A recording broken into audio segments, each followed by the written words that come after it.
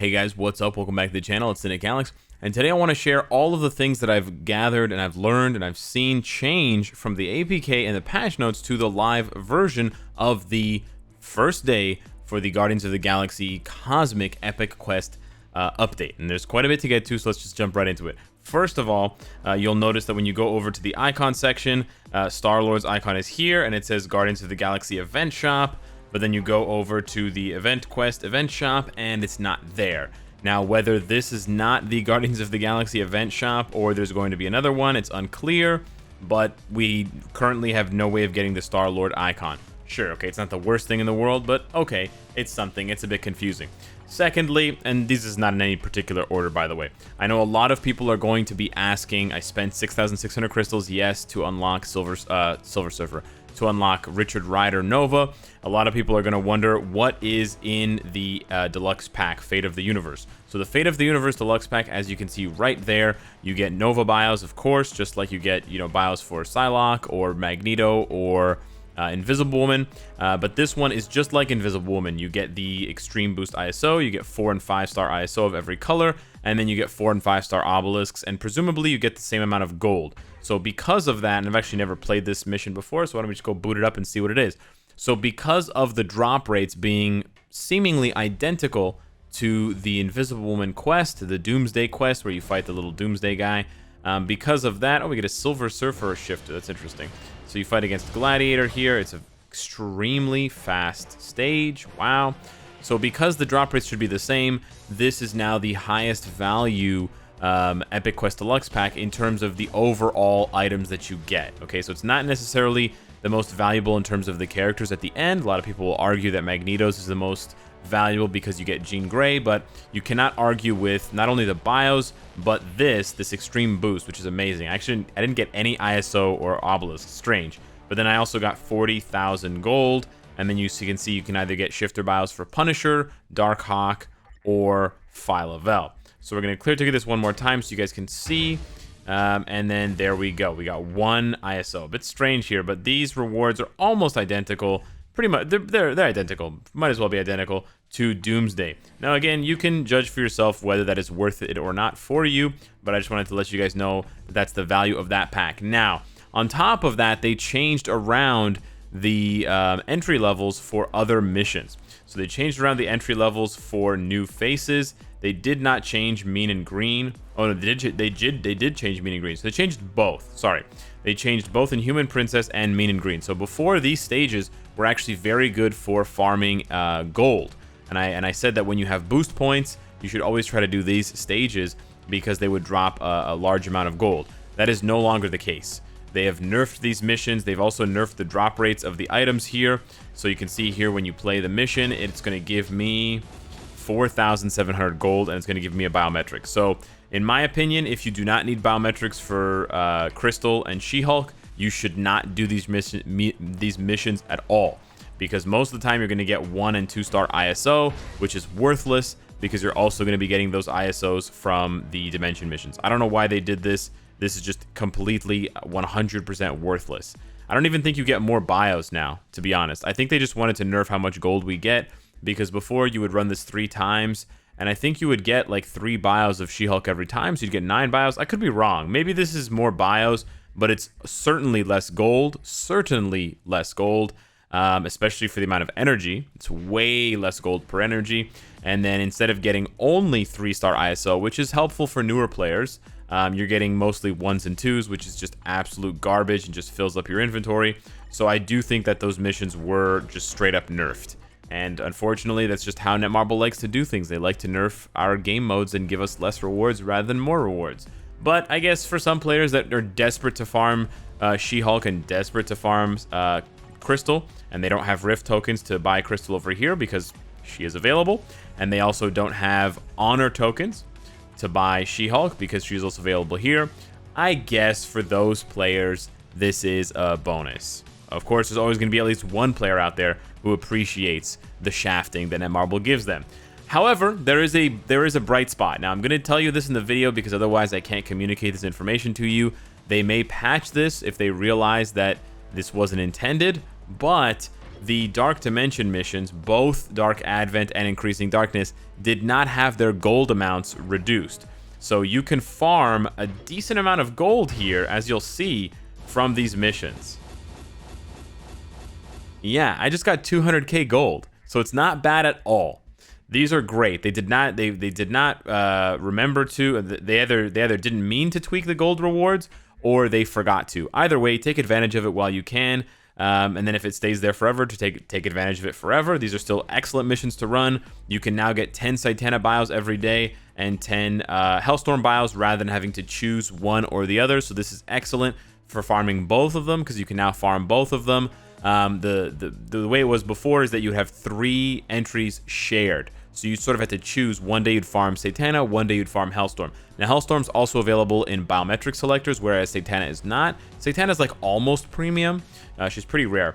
But yeah, because they didn't nerf the gold rewards, these missions are amazing. Yes, they nerfed the ISO 8 rewards by adding in 1 and 2 stars, but I think it's fine because we get more gold, baby. At least for now. And then for the memory missions, I don't think they nerfed anything because you can still get 1 and 2 and 3 star obelisks. So I think this is just the same, except instead of running it 3 times, I believe you can now run it 10 times. Let me just take a look here. I haven't checked. They did nerf the gold drops. Okay, so the gold gets nerfed. So yeah, basically whatever gold guide you were following before in terms of when you should run your boost points, now just includes all of the deluxe pack missions and then just the Dark Dimension missions, 10 of each, and then nothing else. So completely skip new faces and completely skip the memory missions because they now give garbage gold drops. But you should still do, you know, Doomsday. You should still do Twisted World, and you should still do, of course, Fate of the Universe. I actually haven't double checked the amount of gold that you get in the Fault or in these ones, but I don't think it's very much. Let's just take a look. I think it's 5,000. Yeah, it's absolutely terrible. Okay, so those are the nerfs and maybe accidental buffs in the epic quest that we face here. So that's cool, I guess. Next thing I noticed, or actually someone on Discord noticed, I can't take credit for this, sorry, I can't remember exactly who it was who pointed this out to me. I think it was John, but I might be wrong here. They upgraded Gladiator's leadership. So if you see here, bumping him all the way up to, actually doesn't even matter, just bump him up to 60. 55% all allies attack. Yeah, that is now the best leadership in the game for pure damage.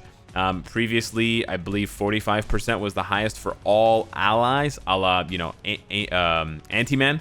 There are some characters that go to 50, 55, or 60%, like, for example, Crescent goes to 60%, but it's a very specific leadership in that it only applies to, I believe, combat types, so it doesn't, and it's only physical attack. It's not even all attack, so it wouldn't include energy attack, but this is by far the best leadership in the game for damage because it, like I said, it universally, interesting, universally. It universally applies to all characters, and it's a 55% increase, which is crazy. Now, speaking of Gladiator and Darkhawk, I want to pull up this video for you guys. I should have had it pulled up already before I started recording the video, but I forgot. But I just remembered now when I said universally. So when we look at Gladiator and Darkhawk, of course, they are speed and combat type, which is what they had in the patch notes, which is what they also had in the APK test server. But if you take a look at this video that the official Marvel Future Fight team released on their channel, you will see something very strange. And they have a pretty brutal like to dislike ratio. You hate to see it, but at the same time, you love to see it. They've got like a, 30 or 40% dislike ratio. So if you take a look at this video here, you'll see that this is sort of like the intro for the May update. And you can see, oh, new character, Beta Ray Bill, Universal Alien, very cool. Okay, Phylavel, Universal Alien, okay, interesting, nothing too strange here. Uh-oh, what's this you say? Christopher Powell, Universal Human? That's weird. So, yeah, he's not universal. As you can see in the game, he is speed type. Huh, strange. Let's continue watching. I wonder if something else strange will happen. What's this? Nova. He's universal? You got that one right. Good job. Gladiator. Oh, that's weird. Kalark is universal, not combat? That's very strange. Huh. So, what's going on here, Cynicalex? Well, I have 2 working theories. The first working theory is that whoever made this video after the patch notes were released is an imbecile and does not know the game at all. Well, maybe they're not an imbecile, but they don't know the game at all. They don't play the game. They just make the graphics and things, and they just weren't paying attention, and they just assumed that because the other characters were universal, like Phyla-Vell and Richard Rider Richard Rider Nova and Beta Ray Bill, that all of the other characters must be universal, and no one at Netmarble Monster bothered to double check this video. So if that's the case, if this first idea is true, that just no one quality checked this, then that just shows you how little communication there is between the art department and the media department and the actual content department, the actual people who, create these characters and this lore for us, and it just speaks to the incompetence and the mismanagement of this game that we've seen for years now. The second working idea that I have, the second sort of theory that I have, which is a little bit more sinister, is that originally, well, basically that this video was made before the APK, before the patch notes, and then after the video was made, but before it was released, the devs, for whatever reason, decided we can't have this many universal type characters in one update. Let's just randomly make Gladiator combat, and let's make Darkhawk a speed type character, because that will make things better or something. So yeah, you can sort of decide what you want. Either they're being extremely unprofessional for a multi-billion-dollar company, or they are intentionally trying to shaft us on a cosmic update. You can sort of take your pick on which one it is. At the very least, someone made a mistake, and then someone else made a mistake by not fact-checking what they posted. So it's pretty sad for a 5-plus-year-old game that has the world's, best IP, arguably, the most profitable fictional IP in the world, to be mismanaged this badly. Good job, Netmarble. Cannot wait to see what you goof up next. Okay, what else? Well, there's more goof-ups, sadly. When you go over to World Boss, you'll be, delighted to see that we have the World Boss team presets. Very, very fun and cool, and I've already done a few. That's nice. But what don't you see?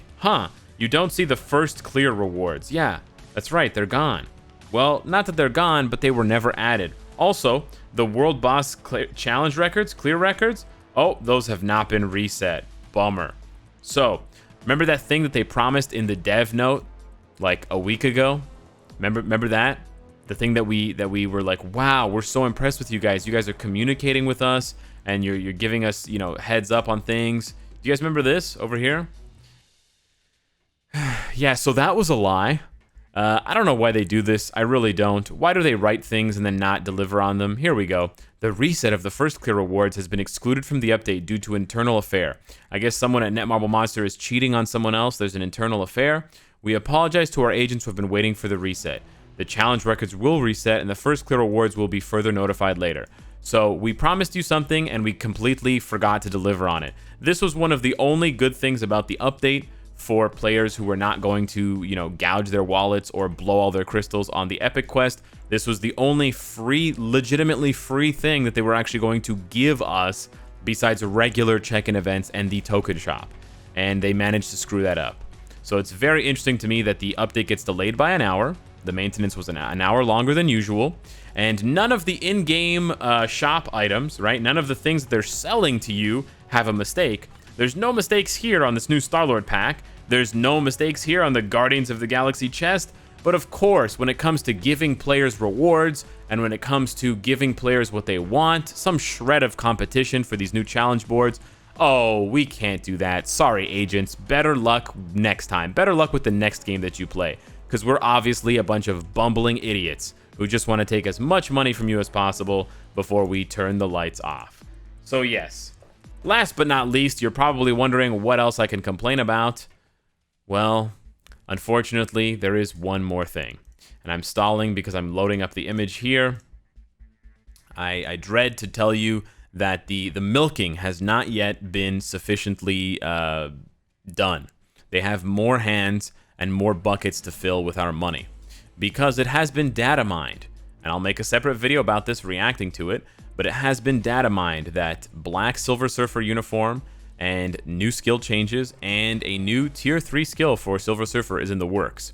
So it seems like Marvel Future Fight is starting to develop a trend. And again, it's not something that we can sort of guarantee, moving forward, but it seems that they're developing a trend for a mid-month update where they just throw something at us that's going to cost us crystals, whether it was, you know, April Fool's Tier 3 Scarlet Witch with a new uniform and a Tier 3, or it's the new Synergy uniforms for Black Widow and Yelena, or now the mid-month update looks like it's going to be Tier 3 Silver Surfer with a uniform. Now, I know a lot of you are going to be very hyped for Black Silver Surfer. He's a very cool character that Donny Cates, you know, wedged into those stories between Thanos and Cosmic Ghost Rider. Yeah, he's really cool. Yeah, I love Silver Surfer. Let me remind you, I mean, I don't think I have to if you watch this channel. I have a rank 16 Silver Surfer. I love Silver Surfer. But let me also remind you that we don't need Tier 3 Silver Surfer. We don't need a uniform for Silver Surfer. You know what we need? We need bad characters to get reworks and Tier 3s. We need Tier 3 Universal Hela. It's extremely disappointing that rather than taking a character from this cosmic update, right? From the comic book, the Guardians of the... See that text right at the bottom there? Guardians of the Galaxy? Why don't you take the actual villain from that comic series, Hela, give her a new uniform and give her a Tier 3? Can you answer that question? Oh, wise denizens of the internet. Why didn't they decide to give Hela her due? Because she's not going to make as much money as Silver Surfer is. Now, sure, you can say the Silver Surfer is cooler than Hela. Silver Surfer is more popular than Hela. Sure. But if all this game is just giving us the most popular characters over and over again and giving us the coolest characters, then you should be happy when Captain America gets another uniform. You should smile and swallow when Sharon Rogers and Luna Snow get another uniform, because every time we bend over and bow for, you know, Silver Surfer this and Scarlet Witch that, all we're saying is, please give us more of this crap. Ignore the characters who are weak. Ignore the characters who are less popular. Screw them. Just give us the ones that are going to make as much money as possible until this game is just dry and shriveled up. It's just a really big disappointment, man. I think they seriously, grossly dropped the ball, and they just continue to show that they are motivated solely by money and solely by draining as much resources out of us as they can. Because even if you have the resources saved, and people will argue, well, if you saved up 1,500 crystals and you saved up 1,600 CCF, then you don't have to spend any money for Silver Surfer, Cynicalex. It's free. I mean, it's not really free, right? Nothing's free in a mobile game. You have to earn and you have to play to get those rewards. So by draining the players of those rewards, you're then putting them in a position in the future when you introduce another super expensive Tier 3 like Doctor Doom or whoever. You're then putting them in a position where, yeah, not all of those players are going to spend money, but some of them are. And that's ultimately all they want to do, is they want to force and pressure as many players as possible to just spend. And it's disappointing. Can I tell you guys something? Those of you that have not been playing the game for a long time might not know this, but about 3 or 4 years ago, I know it's a long time ago, but when the game was still young, they used to have mid-month updates. Do you guys know what those mid-month updates were for? It wasn't for new uniforms, and it wasn't for cash grabs. They would rework characters. That's right, for free. I know, crazy. There was an update. It wasn't huge reworks, but they would rework bad characters. They had an update where they reworked like 10 characters. You know what kind of characters were on that list? Angela, Gamora, Ultron, Hulkbuster. I kid you not. Yeah. That's what Marvel Future Fight used to be, and that's the game that I fell in love with. Now it's just, how can I gouge you for the maximum amount of resources and crystals and money every single time? 2020 sucks for this game, I have to say. So, let me know what you think. Thanks so much for watching, and I'll see you in the next one. Take care.